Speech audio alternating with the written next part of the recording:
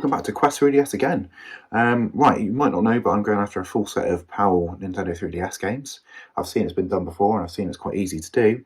So I thought it'd be a fun little journey, and that's the introduction out of the way. So I've got 5 games that I want to show you in this particular episode, of varying quality, as per usual. And let's get started. So the first one is an eBay find, and that is Mario Sports Superstars. Like a continuation of the various Mario sports games that came out even as far back as the GameCube era. Nintendo kept up their hand in doing various different sports games, and this really is like a culmination of all of them together, sort of maybe like a bite-sized experience. But you're supposed to get one amiibo card in that, and that is the main draw of this game, is that it came out around the same time as the new 3DS consoles, which had NFC readers built into them and a further push of the amiibo card system and figures. Yeah, I mean, it's one of these that it's not a particularly expensive one, and it's quite a late game, 2017. I only paid like £7.50 for that, so it is cheap and it's still very obtainable on eBay. 9 times out of 10 you will get it for under £10. So it's not one of those that you need to immediately get in your collection. It's going to rocket up in price. It's going to stay that way for a little while, but it seems for a Mario game very, very cheap. Next one up is interesting one. This is Pokemon Super Mystery Dungeon.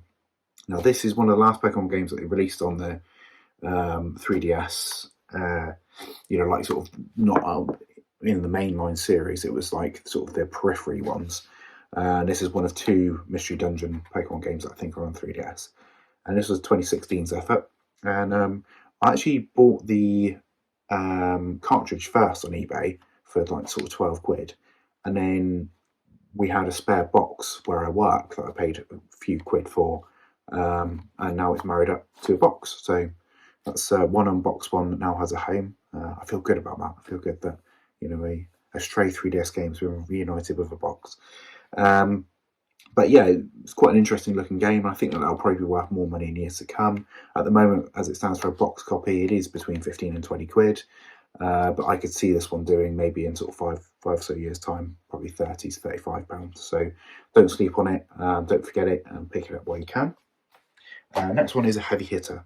And I think I said a couple of episodes ago that I was planning a heavy hitter, and that is Shin Megami Tensei 4, and that's Apocalypse.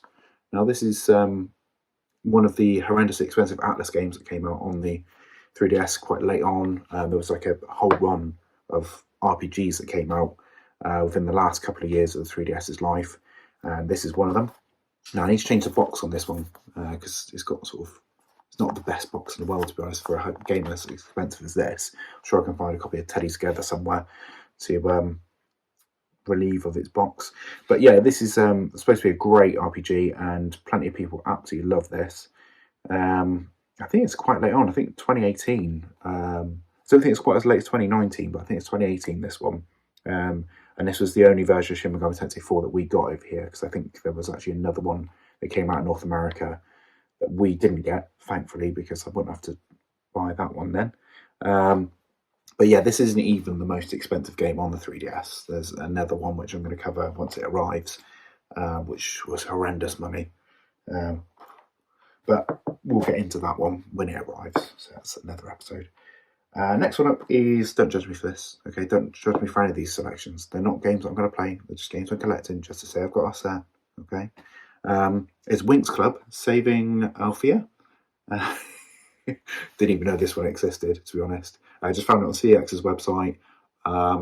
It recently had a price drop from £20 down to £15, and then £3 postage as well. Oh yeah, I don't know whether I said how much Shin Megami Tensei cost me. That's 120 quid. But yeah, this one £15 with £3 postage. I had trouble getting this game to begin with because they only had one copy in Watford, which I kept ordering and they kept cancelling it. So obviously that means it was a reprinted sleeve and they can't send it out to you. And then another copy came in stock, so I ordered it and I thought, well, it's probably not going to show up, but it did. And in actual fact, it's got the little pamphlet, it's got the VIP code, and it's in very, very good condition. The box is actually in better condition than the game that I spent 120 quid for a couple of days before that. So, funny how the world works, isn't it? And the last one in this batch is Asphalt 3D. Launch game for 3DS, came out in 2011. probably loosely based on the DS/N-Gage game from back in the day. Yeah, it's a realistic racing game. It was sort of Ubisoft's pledge to the 3DS that we're going to carry on supporting it, which they did.